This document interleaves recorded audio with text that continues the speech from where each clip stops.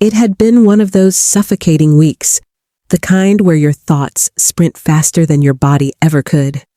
Deadlines piled up like dominoes, phones buzzing nonstop, errands overlapping until every hour blurred into the next.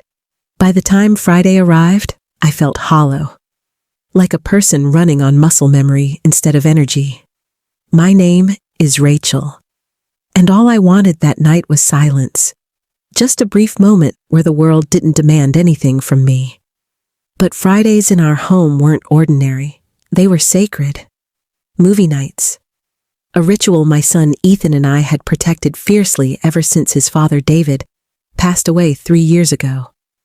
It was our weekly pause, our reminder that even in the middle of grief and chaos, we still had each other. When I stepped inside, the warm scent of microwave popcorn drifted through the living room, wrapping around me like a familiar embrace. Somehow, that smell alone could soften even the harshest day. Ethan, 16, tall, a little awkward in the most endearing way, was sprawled across the couch with his hoodie halfway over his head. When he saw me, that crooked smile of his surfaced, the one he inherited from David. "Perfect timing, Mom," he said, pointing the remote at the TV. "You made it before the previews." The Netflix logo glowed red in the dim room, and despite my exhaustion, a smile tugged at my lips. Ethan had his father's humor, dry, sharp, but his eyes were mine, soft, gray, holding a quiet depth that always made me wonder what he wasn't saying. Since David's death, Ethan had built a shell around his feelings.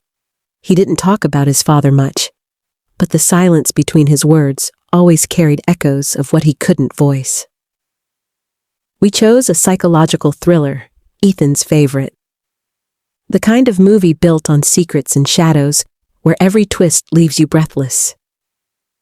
We were halfway through when the lights suddenly flickered. Once, twice. Then everything went black. The TV snapped off. The house exhaled into darkness. Only the soft tapping of rain against the windows remained, sounding almost purposeful in the silence. I groaned. "Seriously? Again?" Ethan snorted. "This house needs therapy, Mom. Or a replacement." I nudged him. "Watch your mouth. This house raised you." "Exactly," he said with a mock shudder. "I'm traumatized." I flicked on my phone's flashlight, a weak beam fighting back the dark. "Want me to check the fuse box?" He shook his head. "Power always comes back. Let's just wait."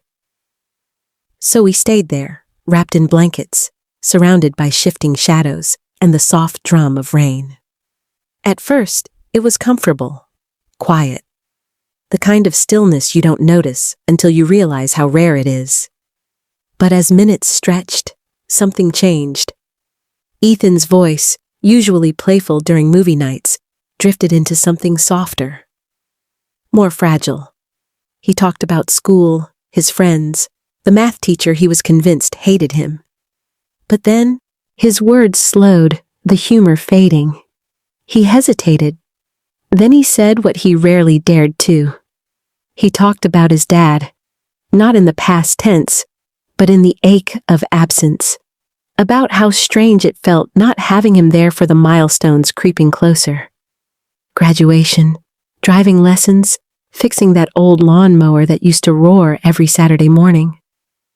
Then came a silence thicker than the dark around us, one that made my heart tighten, because I knew what was coming next. And when he finally looked at me, I saw it. The grief he'd been carrying like a hidden bruise. The hurt he never let surface. And for the first time in a long time, he let it. The question slipped from his lips so softly, it almost dissolved into the quiet of the room. "Mom, do you think he'd be proud of me?" His voice wavered, fragile, searching, and the moment it reached me, it felt like someone had pressed a hand hard against my chest. I swallowed, my throat tightening the way it does when old wounds suddenly resurface. "Oh, Ethan," I whispered. "He'd be proud of you every single day. You have no idea how much he loved you. How much we both do." For a heartbeat, nothing moved. Not the air, not the shadows, not even the rain outside. It was one of those rare silences that speaks louder than any confession. And then, almost as if the universe couldn't bear to let the moment linger, the lights buzzed and flared back to life. The TV hummed, the movie resumed, but the room didn't feel the same. On screen, the teenage character was unraveling a lifetime of secrets, learning he'd been adopted, realizing everything he believed about his past was a half-truth. I saw Ethan stiffen at the exact moment the character did. His jaw clenched. His eyes didn't blink. Then, without warning, Ethan grabbed the remote and hit pause. The sudden stillness snapped through me like cold wire. "What's wrong?" My voice was steady, but inside, something twisted. His expression wasn't angry. It was searching, afraid, bracing for an answer he wasn't sure he wanted. "Mom," he said, barely above a breath, "have you ever kept something from me?" My pulse stuttered. It was like someone had opened a door I'd welded shut years ago. "What do you mean?" I asked, too quickly, too casually. My own heartbeat betrayed me in my ears. He hesitated, glancing toward the hallway as if expecting something to appear out of the dark. "I found something," he murmured. "Last week, in the attic." My mouth went dry.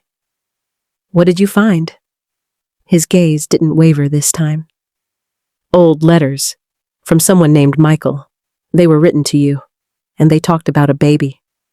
A breath hitched in his throat. "Me?" The room seemed to shrink around us. Every wall felt closer, the air heavier. Michael, a name I had spent 16 years trying to bury beneath motherhood, routine, and 1,000 carefully folded lies. And now, standing in front of me was the one person who had the power to unravel all of it with a single question. "Ethan." My voice cracked. "I was going to tell you. I just didn't know how." He leaned in, eyes trembling with hurt and a quiet desperation. "Tell me what, Mom?" His gray eyes, those eyes that had never belonged to me by blood, yet had always felt more familiar than my own reflection, searched mine for a truth I had never been ready to speak. "You're adopted," I said softly. "But not in the way you think." Confusion flickered across his face like a shadow. "So, you're not my mom?" "I am," I whispered immediately. "In every way that matters. Maybe not by blood, but by choice, by love, by every heartbeat I've ever spent caring for you." My hands trembled as memories I had locked away surged back. The hospital's sterile lights, the tiny bundle I had held only hours after he came into this world, the moment something inside me whispered, "Don't let go." "You were left at the hospital," I said quietly. "Alone. No name, no family. I was volunteering there that day. You were just a few hours old when they placed you in my arms, and I knew I couldn't walk away." Ethan's expression softened, not fully, but enough for the fear in his eyes to dull into something fragile, something aching. "Did Dad know?" he asked, his voice barely steady. "Yes," I said, my voice steady but soft. "David knew everything, from the very first moment. We both signed the papers, and we both chose you." Ethan didn't respond. The room felt suspended in time, the movie behind us still playing its haunting soundtrack, the shadows trembling faintly in its light. Then, almost too quietly to hear, he whispered, "So, my real parents?" The question I had feared for 16 years. I inhaled slowly, feeling the weight of every unspoken truth pressing against my ribs. "The letters you found?" I said carefully. They were written by your biological father? His name was Michael. My voice thinned. He left them for you at the hospital, along with a box. With trembling hands, I reached into the drawer beside the couch. The wooden box was small, worn smooth by years of being held, avoided, and hidden away. I placed it in his lap. I kept these, I whispered, in case one day you wanted to know. Ethan's fingers shook as he lifted the lid. Inside, neatly stacked, were letters, a delicate silver bracelet, and an old photograph. He picked up the photo first. A young man in a faded army uniform, eyes bright with pride, holding a newborn baby. That's him, I said. That's Michael. And that baby is you. Ethan's breath hitched, his eyes shimmered. He looks like me, he whispered. Yes, I swallowed.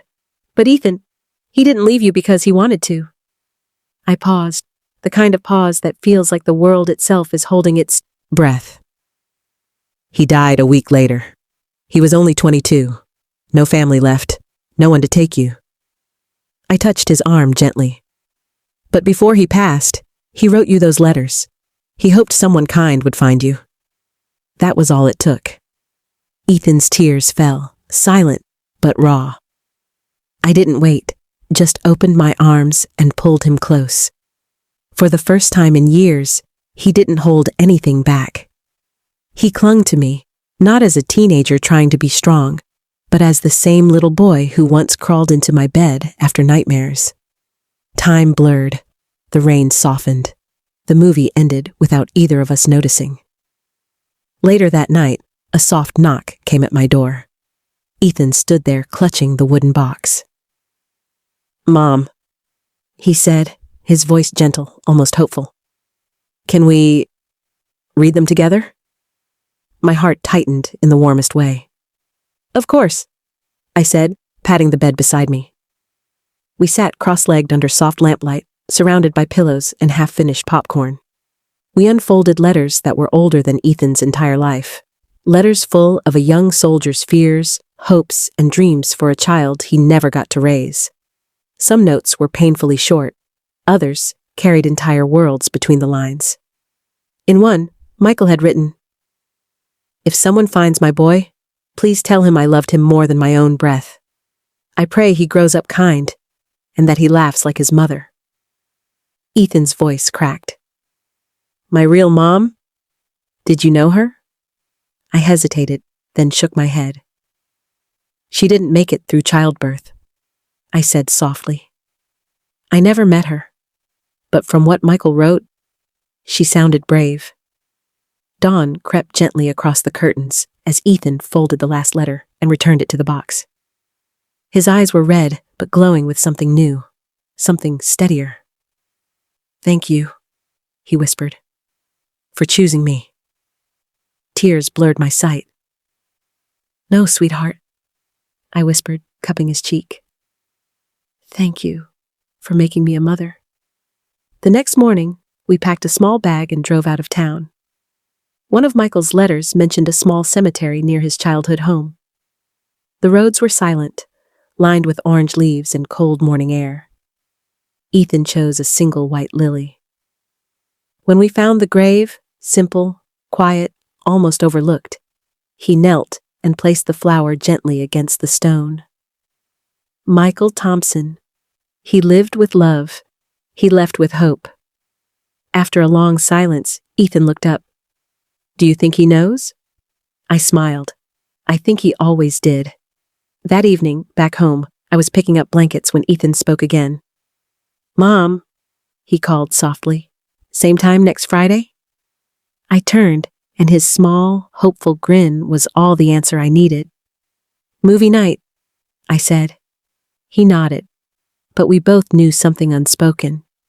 It wouldn't be just movie night anymore. It would be the night everything changed. The night secrets became stories. The night silence became truth. The night a boy found his past. And a mother realized that family isn't made by blood.